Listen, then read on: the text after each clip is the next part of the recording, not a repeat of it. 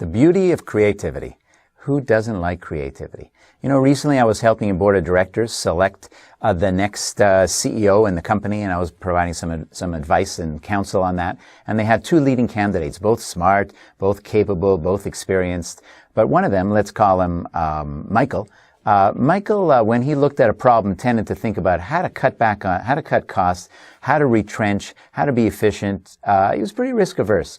And the other candidate, we'll call him Simon, always looked for growth opportunities, was always thinking about how to be more creative. Which one would you pick?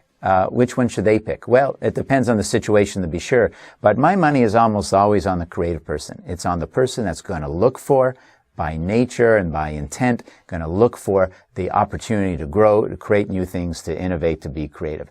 And the good news about all this is all of us can be creative. It's not the type of thing that, you know, either you're born creative or you're not born creative. People say that sometimes, but they're completely wrong. I know some people are more creative than others. That's obvious. And I'm not going to tell you you're going to become Picasso. I know that I'll never be anything like any great artist. That's obvious. But does that mean that we're relegated to wherever we started in life and can't get any better? Why do you want to accept that constraint on your life? I don't think it's true. I think we all could get better. And one of the ways to get better is to just start thinking about it and start saying, you know what, let's look for opportunities to be creative. I find, and maybe you do too, that there are points in the day, almost every day, when you can be creative, when your mind just kind of opens up and it's relaxed and you think about things. For me, it's in the morning, I'm brushing my teeth. It's a mindless activity. You're just brushing. It takes 2 minutes, boom. And the mind just kind of goes into its own space. We require so little of ourselves to brush our teeth. And so, all kinds of ideas start popping in my head, almost like corn kernels kind of popping if you think about it. And my problem that I've got is I got to try to remember all those when the 2 minutes of toothbrushing is over. How about when you're falling asleep or when you're sleeping? There's a lot of research that says that our brains are going crazy when we're sleeping and thinking about all sorts of things. It's a very famous story, actually, of Keith Richards from the Rolling Stones.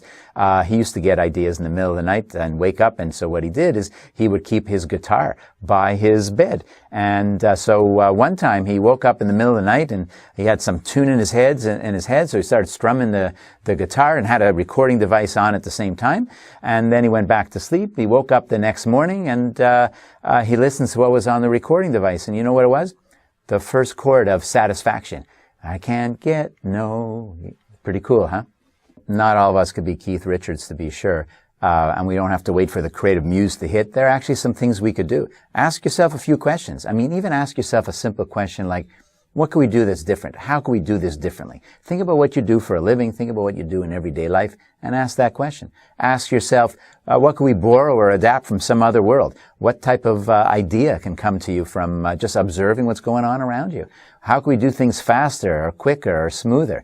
How can we adjust the pattern, rearrange the process? There's so many questions you could ask yourself that sometimes, maybe not all of them, but maybe one of those questions will trigger a new thought, a new way of thinking.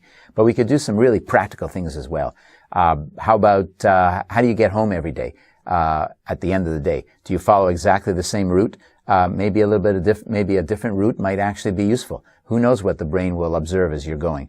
If you're lucky enough, like me, to be able to walk, even better.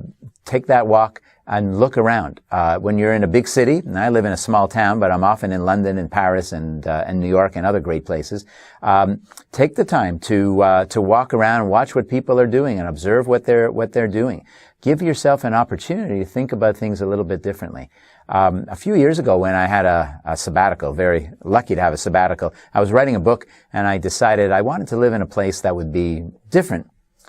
Interesting and different, because when you put yourself in a different place, there's a lot of opportunity for creativity, because you're taking yourself out of your comfort zone. Of course, I chose Paris, which is different from America, to be sure, and again, far from a hardship. But the reality is the language is different, the people are different, the culture is different, the style is different, the coffee is different, and all those types of things actually helped. I think they all actually helped me become a little bit more creative, think about things a little bit differently. So, can you be creative? Of course you could.